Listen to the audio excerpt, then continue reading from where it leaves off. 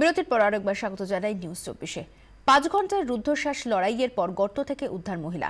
শিলিগুড়ির শাহুজাঙ্গির ঘটনা। কালীপুজো দেখতে বেরিয়ে বৈদ্যুতিন পিলার বসানোর জন্য তৈরি গর্তে পড়ে যান শিখা ঘোষ। স্থানীয়রা অনেক চেষ্টা করেও তাকে উদ্ধার করতে পারেননি। পরে খবর দেওয়া হয় দমকলে।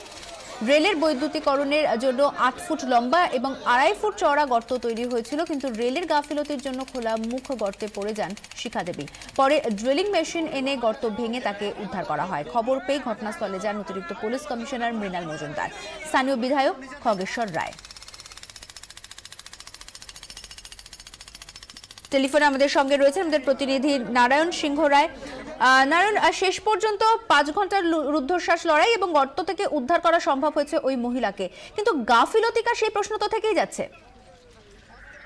দেখো, একদমই গতকাল সন্ধ্যে 6টা থেকে এই মহিলা তাদেরই আমবাড়ি থানার অন্তর্গত শাহুডাঙ্গিতে পুজো দেখতে গিয়ে, তাদের বাড়ির পাশেই রেল লাইন এবং তার পাশেই একটি কালী পুজোতে অনুষ্ঠান চলছিল। সেখানে পুজো দেখতে গিয়ে হঠাৎ করে সেই গর্তে পড়ে যায়, কংক্রিটের গর্ত।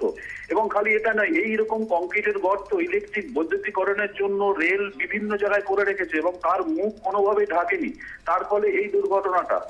সন্ধ্যে 6টা থেকে যখন গ্রামবাসীরা দেখে, তারা বিভিন্নভাবে চেষ্টা করে এই মহিলাকে উদ্ধার করার। অবশেষে উদ্ধার না করতে পেরে তারা ফায়ার ব্রিগেড এবং পুলিশকে খবর দেয়। তারা এসে 5 ঘন্টার লড়াই করে অবশেষে ড্রিল মেশিন দিয়ে কেটে এই মহিলাটাকে বের করা হয়। সে এই মুহূর্তে উত্তরবঙ্গ মেডিকেল কলেজে ভর্তি আছে। কিন্তু প্রশ্ন এটাই, গ্রামবাসীদের ক্ষোভ যে এইরকম রেলের এত বড় কাজ কি করে মুখ খুলে রেখে এইভাবে এই হোলগুলো যেগুলো বানায়, গর্তগুলো বানায় কংক্রিটের, কি করে খুলে রাখে, এই নিয়ে এলাকায় চাঞ্চল্য দেখা দিয়েছে। ধন্যবাদ। কথা বললাম আমাদের প্রতিনিধি নারায়ণ সিংহ রায়ের সঙ্গে। শুনে নেব প্রত্যক্ষদর্শীরা কি বলছে। জানতো, সবাই জানতো গর্ত, কিন্তু অন্ধকারের মধ্যে দেখা যাইতো না। 4 ঘন্টা থেকে পড়েছিল। আচ্ছা, ফায়ার ব্রিগেডকে কারা খবর দেয়? পাবলিক, পুলিশ প্রশাসন, আমরা সবাইকে ফোন করছি। একজন ভদ্রমহিলা এখানকারই লোকাল স্থানীয় বাসিন্দা।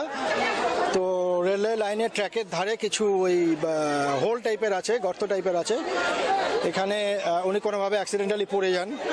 পড়ে যাওয়ার পর ফায়ার ব্রিগেড আসে এবং এমএলএ সাহেব আসেন, এখানকার ওসি আসেন, আমরাও আসি। তো ওনাকে ওখান থেকে তুলে হসপিটালে পাঠানো হয়। তো এটা কনক্রিটের স্ট্রাকচার ছিল, ফলে এটা কাটতে অনেক সময় নিয়েছে। তো যাই হোক, খুব সাকসেসফুলি ওনাকে নিয়ে যাওয়া হয়েছে।